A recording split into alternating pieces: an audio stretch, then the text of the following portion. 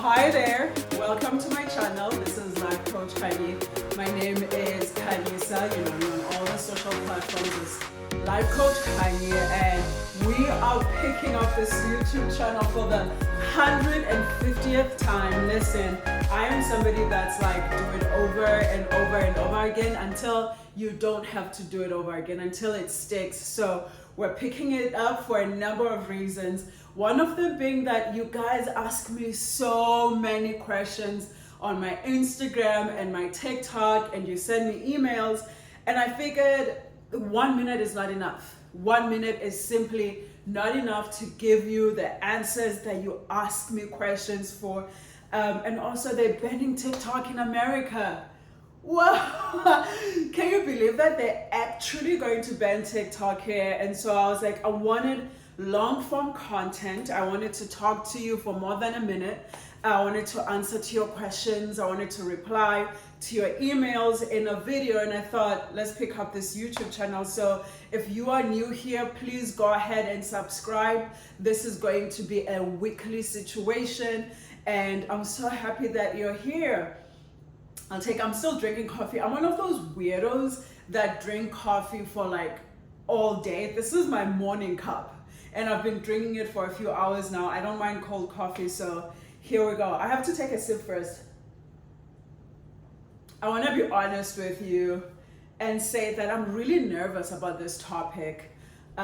It's not something that I take lightly, and a lot of you have asked me so many questions about this topic on TikTok. Some of you have been brave enough to email me, and honestly, I've just not been replying because I wanted to take time and see how raw and honest I can be. I did this video on TikTok. You can pause and go watch it. But it speaks about why you shouldn't have to beg someone to love you. And I continue to say something about how, why would you want to stay with someone that is obviously not wanting to be with you anymore? And the responses that really hit home for me were from moms. And in this video, I want to address those questions. A lot of people said, Kanye, I am staying because of my kids. I'm staying in this relationship because of my kids. That was really hard for me to digest. And it is such a nuanced topic. It's such a complicated topic, and it's also not something that I wanted to do another minute video. It's something that I didn't want to reply to in the comments because I'm somebody that will always want to be respectful. First and foremost, I always want to be respectful. And also I had to realize and really think about, this is not a topic that I can answer from the point of view of having kids with someone. I don't have kids.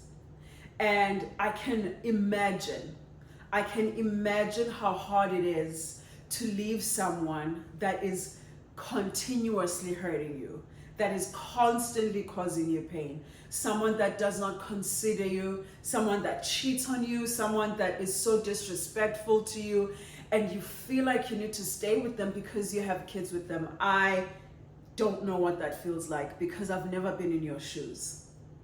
But what I do want to speak to is the fact that I've been a child.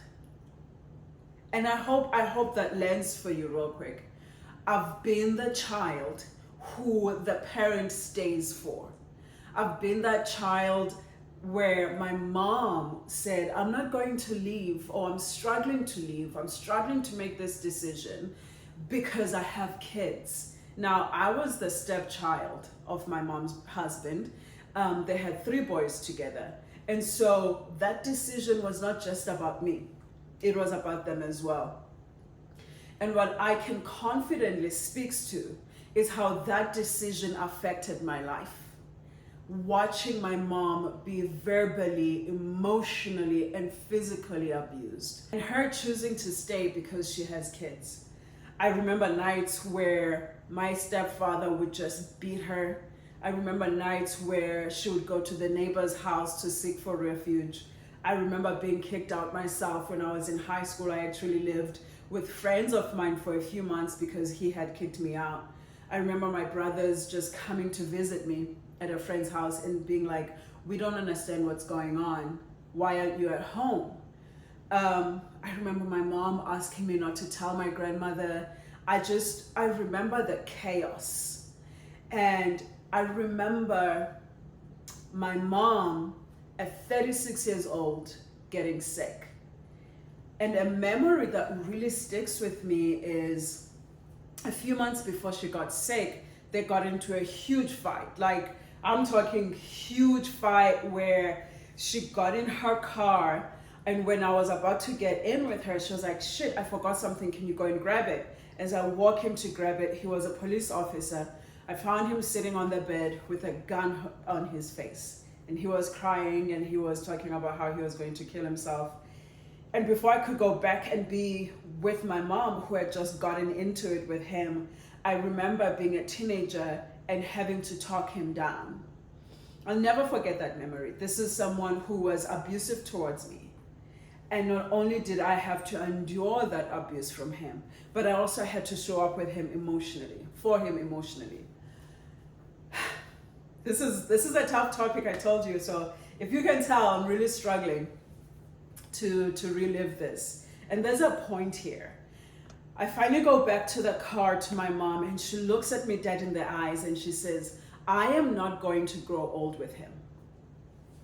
I am not going to grow old with him. And I knew what she meant. I knew she was going to finally leave. And I remember this like bit of excitement and anxiety and fear and just being like, finally, she's going to leave. Fast forward to a few months later after that, when she was making this decision, she started getting sick. My mom finally passed that year from HIV complicated diseases. And she never got to leave. And as her child, the stuff that I lived through, the stuff that I was subjected to, the lessons about love and relationships and abuse that I was absorbing. I learned how to be subservient in a relationship because I watched her be subservient. I learned to allow abuse in relationships because I watched her do it. I learned that my partner was the most important thing in my life, even when they were hurting me, because I learned that from her. I learned to fight for relationships where people were disrespectful, and I learned that from her. I remember when my last relationship ended a few years ago. It was 5 years ago, over 5 years ago, and there was a day where I had to sit. I sat with myself and I went, why am I not letting this person go? Because they obviously don't want to be with me anymore. They obviously don't want to be in this relationship anymore. What is it about me that is so attached to this person? What the fuck is going on here? And I went, this is what my mom did. My mom, instead of holding him accountable, she would go and fight all the other girls, the women he was cheating with. She would go and start fights with them, and I was like, oh my God, this is how I'm behaving. The next day I packed up my shit and I left. And I'm telling you this story because, like I said in the beginning, I don't know what it feels like to stay for a kid.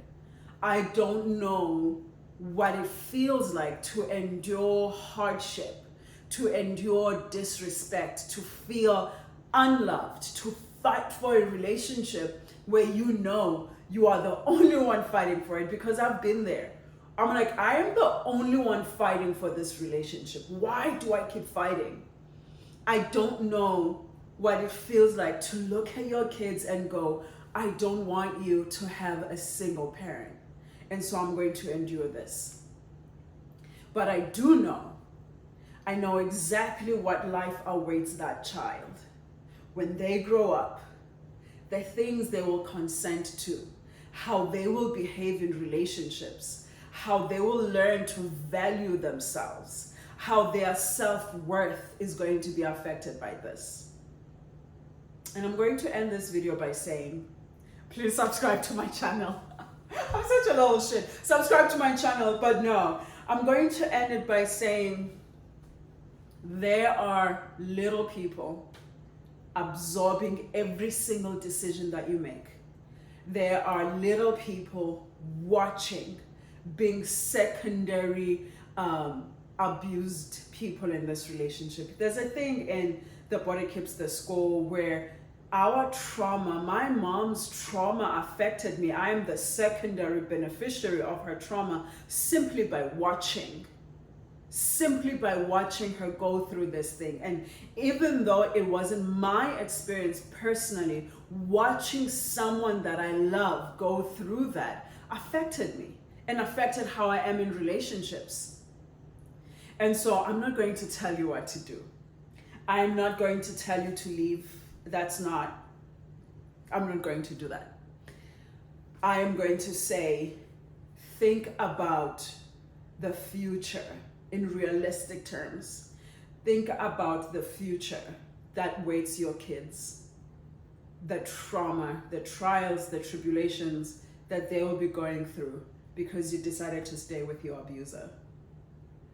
And I'm going to leave it at that. Please subscribe to my channel and I'll see you next week. That is what I have to say about that. Mwah.